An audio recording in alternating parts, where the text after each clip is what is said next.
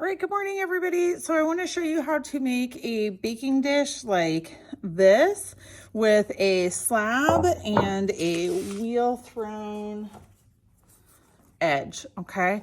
So I have another video where I show how to do the wheel thrown edge. I've already cut this one off and I have a slightly bigger bat that I can set on the top, and this is already stiffened up to leather hard. So I can flip it onto a larger bat by sandwiching it in between. Then I'm gonna go ahead and score this now while it's on the bat. I'm gonna use my little tool that I have. If you just have a needle tool, that's fine too, but this makes the video go a little faster. So now you could leave it a circle. You could basically make it, once you have this off the bat, you can make it any shape that you want. I'm just scoring. I know it's not on screen.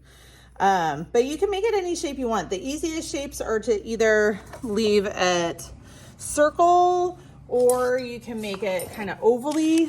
A lot of times those are good shapes for this.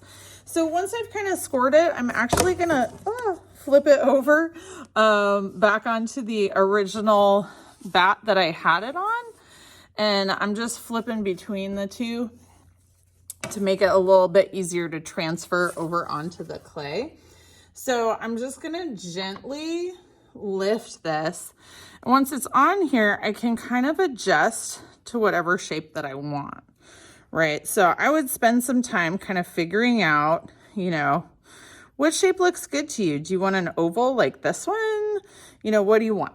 So then once I have that basic shape, I'm just gonna really gently trace it so I can pull this off. I'm not actually gonna lift the whole thing up.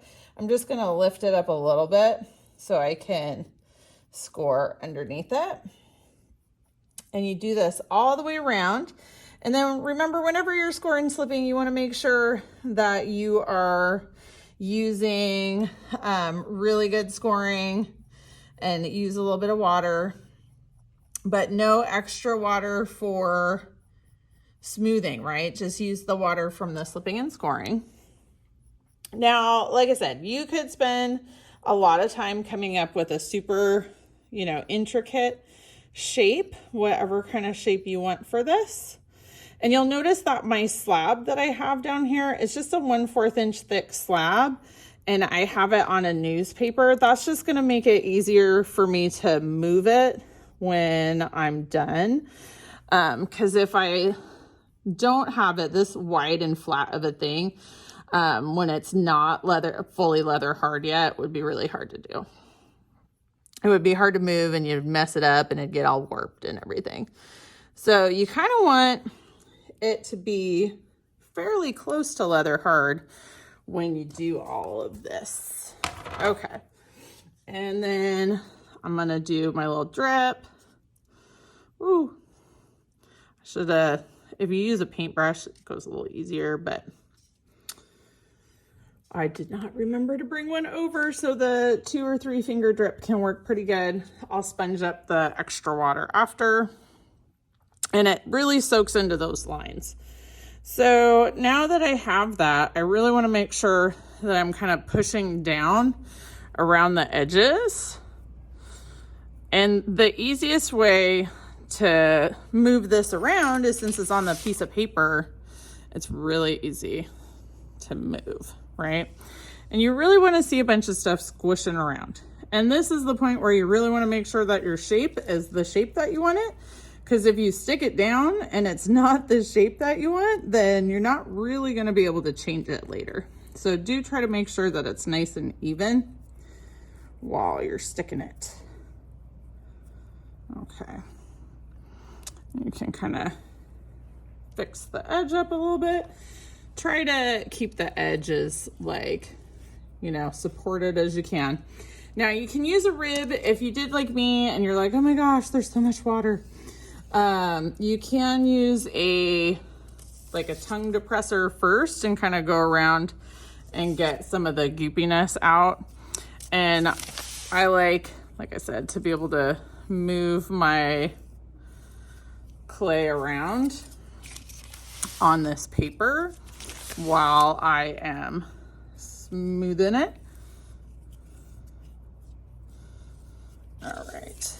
And then once I've gone all the way around with my little popsicle stick, then I can go back in with my bat, or with my bat, that's silly, with my rib, and I can continue refining the shape, right? So I do want to spend quite a bit of time. Like this right here is not completed yet. This is not done. It still has a bunch of funky bits, but you get the idea, right? Spend more time, make it look really good. Then on the outside, I want to trim off this extra bit. So it's just kind of making, you know, you're going to cut pieces off so that it matches the outside edge of your wheel thrown lip, right? Sidewall. And then blending it around the side.